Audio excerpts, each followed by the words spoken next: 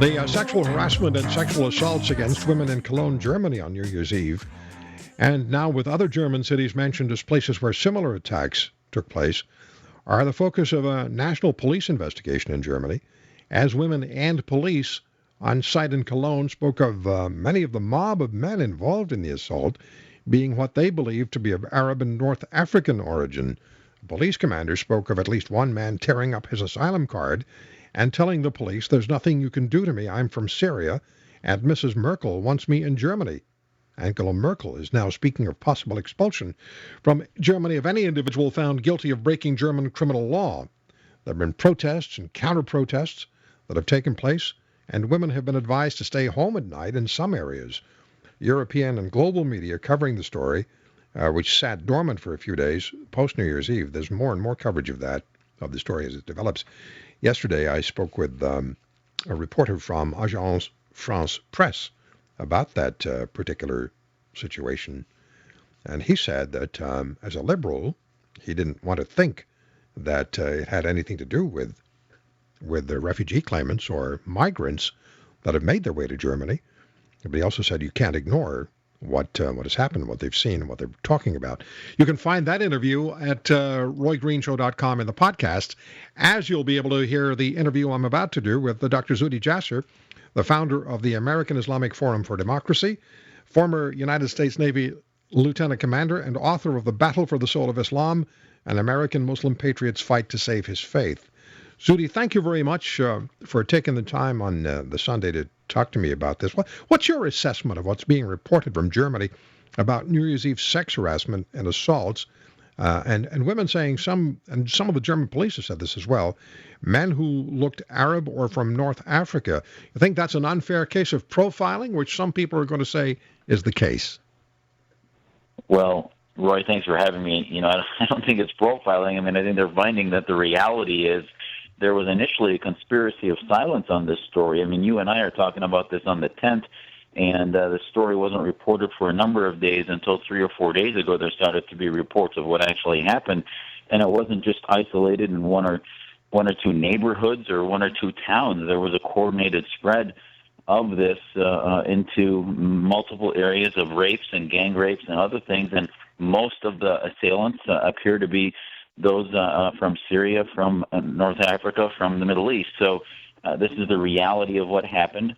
The reality, I believe, is that if you look, remember the story of Lara Logan right after yes, in Tahrir Square, and there were mass gang attacks upon women happening. The Islamists were unleashed during the revolution that happened in Egypt. They felt that they could continue to victimize and objectify women who weren't adhering to what they appeared and felt was Sharia. And I think New Year's Eve was sort of that occasion in which they saw the West participating in their New Year's, drinking and doing other things that they felt to be un-Islamic. Many of them were also drunk themselves. Remember the 9/11 hijackers, before they did their acts, also went out, did acts of prostitution and other things. So many of these men think since they're going to heaven, they're participating in an Islamic state. The West is un-Islamic, so they can basically exploit it and commit these acts of violence and acts of criminality upon the societies that they view to be un-Islamic. One of the accounts that I read, actually I read it several times, was that there appeared to be 3 individuals, 3 men, and groups of other men would go to these 3 men, and they would point to certain areas, and then the guys who'd gone, the individuals who'd gone to these 3 men, they would head over to the area they were told to go. So that's, just from that description, it sounds like there was significant organization that's taken place. Absolutely. And, many of us, the saddest thing is not only what they did to these women, but we have family that are legitimate refugees. Right. The majority of these people are trying to escape persecution and attacks, be they Muslim, Christian, or others in Syria.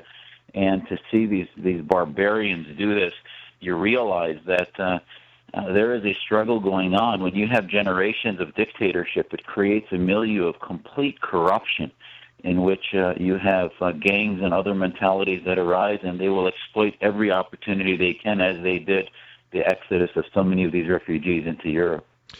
Yeah, because you see the families of people who are getting out and just trying to get away from what they've been exposed to, the violence, women and children, and now we have this in Cologne and other places.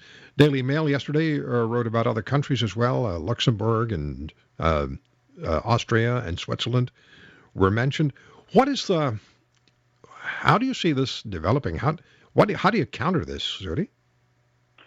You have to counter it by a strategy that includes an engagement against political Islam, an engagement against Islamist groups, but also an engagement with devout Muslims. I mean, the best antidote to this is a morality, a moral compass, and a belief that a humility, that the West is giving you freedom, that you need to assimilate and understand what the Western culture is and not treat it in a way that is so inferior. So we have to be able to enter the battle of ideas. We've been completely separated from that.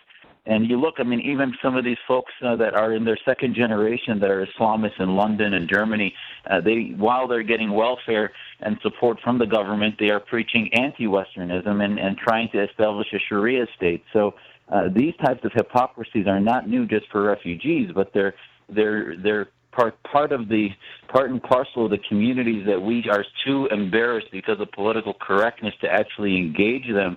And I think Muslims have to lead this.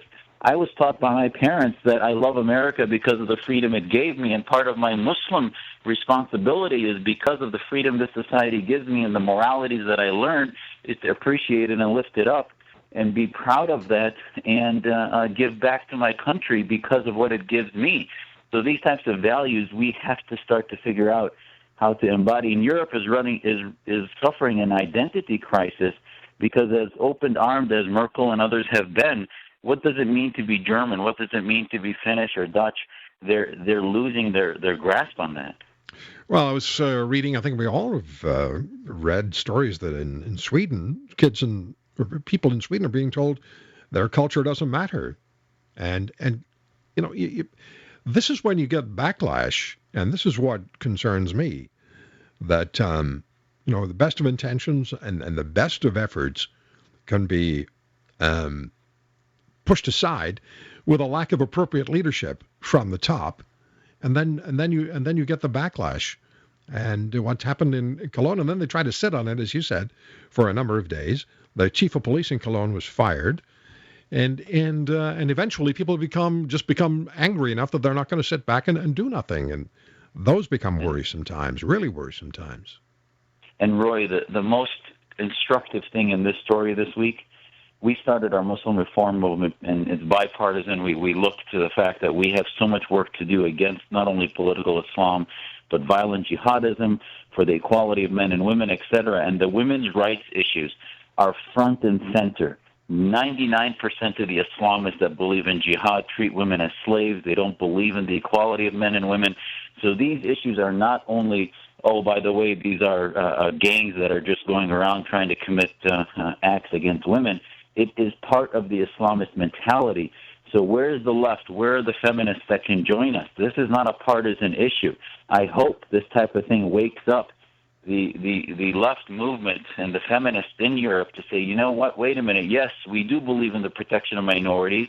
We are no longer going to demonize the right as being anti-minority, but work with them to highlight the deviance, if you will, of the Islamist ideology, which is also anti-woman.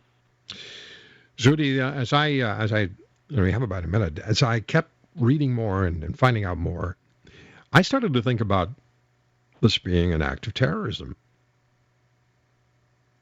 It really is. I mean, this is where it's headed. It's one and the same.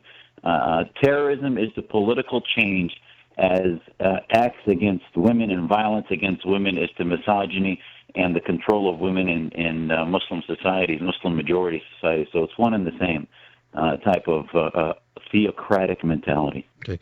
Can anyone get involved with the American Islamic Forum for Democracy? Absolutely. AIFdemocracy.org, and we have a coalition of organizations under the Muslim Reform Movement. You can come to our website, muslimreformmovement.org, and find us on Facebook. So anybody listening now can get engaged. Tell us AIFD. AISdemocracy.org, AISdemocracy.org, and MuslimReformMovement.org. All right. Zuhdi, thank you for taking the time. Anytime. Thank you, Roy. Dr. Zuhdi Jasser, the American Islamic Forum for Democracy, on the Roy Green Show on the Chorus Radio Network.